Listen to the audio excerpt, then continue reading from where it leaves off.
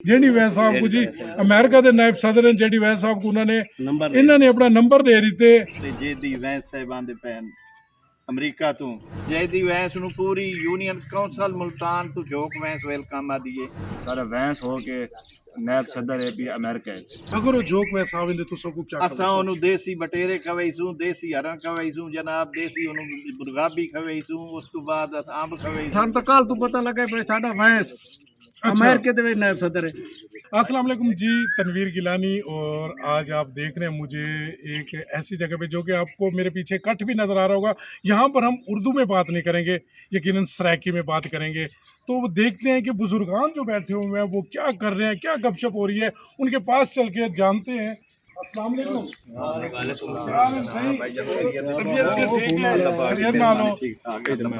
अज कट्ठ लाई बैठे हो सारे में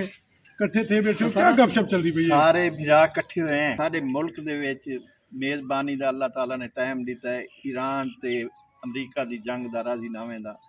साडा मेज़बान मुल्क है उहदे उत्ते जेडी वैंस साहिबान दे पैन अमरीका तो सब तो वड्डी यूनियन काउंसिल जोक वैंस है पाकिस्तान दे विच वैंस कौम सब तो ज़्यादा यूनियन काउंसिल जोक वैंस है मौजा जोक वैंस है यूनियन काउंसिल ही जोक वैंस है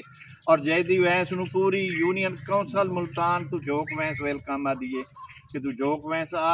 और साडी ख्वाहिश है कि वो साडी को जोक वैंस आवे अगर वो जोक वैंस आवे तो तुसो को क्या असा ਉਹਨੂੰ देसी बटेरे खवेसू देसी हरा खवेसू जनाब देसी ਉਹਨੂੰ मुर्गाबी खवेसू उस तो बाद अंब खवेसू कि नहीं आवे तो कणक ना कटवावन लगो नहीं नहीं नहीं असा जनाब सारे को टूवेल अपने बाग अपने जिम्मेदार हैं जोक वैंस ते सारे बिरादरी ओदी जिम्मेदार है इत्थे असा ਉਹਨੂੰ अंब भी खवेसू सैरां भी करवेसू इवे को बेबुजुर्ग भी मौजूद हैं असा उन्हां नाल भी गल करने हैं। अस्सलाम वालेकुम सही। वालेकुम अस्सलाम सही। क्या हाल है सही? बड़े खुश नजर आंदे पे, क्या वजह? सानू हुण इस गल दी खुशी आई रल बैठे हैं ते वैंस कौम दा बंदा है आंदा भी है ते अल्लाह ताला ओनू च साडे कोल लाया वे क्योंकि साडी कौम दा फखर तुसो को कांडा दियो वाओ को सदवाओ तो आवे ना, इन्हें तो कोई नहीं आंदा। ऐसे साडे पहले इल्म च कोई नहीं सानू तो कल तो पता लगा भी साडा वैंस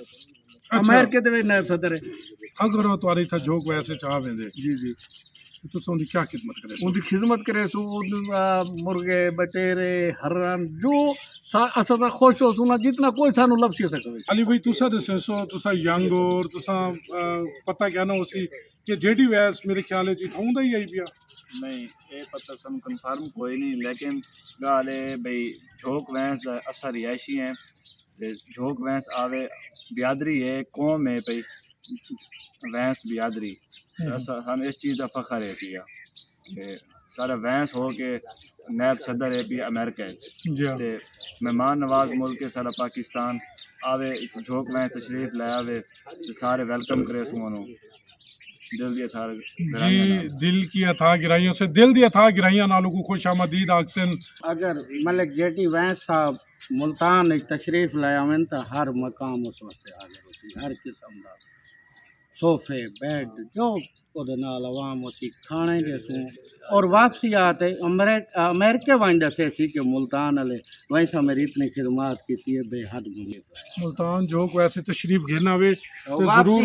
वेलकम वापसी अमेरिका का नाम भूल वे को लगता है इवे मकबूल साहब भी बैठे थे इन्ना तो नाम में पहले पहुंच चुका हमी ये भी वैंस हैं ते इन्हों को ऐसा पूछते हैं कि अगर जेडी वैस इतना आ वेंदे तो उनकी क्या खिदमत करेसन इतना टूएले चुकू धमेसन को धोती पवेसन क्या करेसन हैं सही जेडी वैंस साहब दसन कल दे सुने दे तशरीफ लाया है भी सानू दी बड़ी खुशी है। सब तो ज़्यादा खुशी है कि अमेरिका दे नायब सदर हैं वाल साडी कौम दा फखर है साडी कौम दे पाकिस्तान तशरीफ लाया एडे उन्होंने मेहरबानी है जो सालसी करेंगे पैन यकीनन जी खुशी की बात है कि अगर वो सुलह करवाने च कामयाब थी वेंदे ते वैंस बिरादरी जड़ी है वो फखर नरसर बुलंद थी वैसी इवें एक बे बुजुर्ग बैठे हैं तो उन्होंने को पूछते हैं कि अगर वो इतना आ वेंदे तो क्या उन्होंने क्या सलूक करे सो ਉਹ ਸਜਾਬ ਇੱਦਾਂ ਤਾਂ ਸਾਡਾ ਉਹ ਬਿਰਾ ਹੈ ਸਾਡੀ ਕੌਮ ਹੈ ਸਾਨੂੰ ਬੜੀ ਖੁਸ਼ੀ ਹੈ ਇਸ ਗੱਲ ਦੀ ਤੇ ਜਿਹੜੇ ਮਸਲੇ ਦੇ ਪਰ ਆਇਆ ਵਾ ਅੱਲਾਹ ਤਾਲਾ ਉਹਦਾ ਮਸਲਾ ਹੱਲ ਕਰੇ ਮੀਆਂ ਸ਼ਬਾਜ਼ ਸ਼ਰੀਫ ਹੀ ਮੀਆਂ ਆਰਮੀ ਚੀਫ ਸਾਹਿਬ ਵੀ ਸਾਰੇ ਰਲ ਤੇ ਜਿਹੜਾ ਕਰਿੰਦੇ ਪੈਣ ਸਾਨੂੰ ਬੜੀ ਖੁਸ਼ੀ ਦੀ ਇਹ ਹੈ अगर ये काम हो वंदा सानू बड़ी खुशी है साढ़े को आवे सानू हतू मजीद ज्यादा खुश क्यों छाया क्या समझ नाजरीन अस इत्थे जेह्ड़े बजुर्ग बैठे न गपशप लइए जोक वैस दे विच मौजूद हैं ਇਹ ਉਹਨਾਂ को जेडी वैस साहब को जेडी वैस को आखदे पिन के एक बारी सारे को जोक वैस मुल्तान दे तशरीफ गिनाओ असा तुहारी खिदमत करेसू हिरन कवेसू पता नहीं क्या क्या कुछ खिदमत करेसन सही है ते हुण साकू पता क्या नहीं आसन तो उन्हां को पता लग सी ते बल्कि साडे नाल कुछ ना कुछ राबता ही करन सही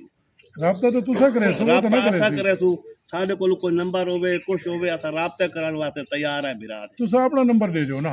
जेडी वैस साहब को जी अमेरिका दे नायब सदर हैं जेडी वैस साहब को उन्होंने नंबर इन्होंने अपना नंबर दे दिते 0370 48 745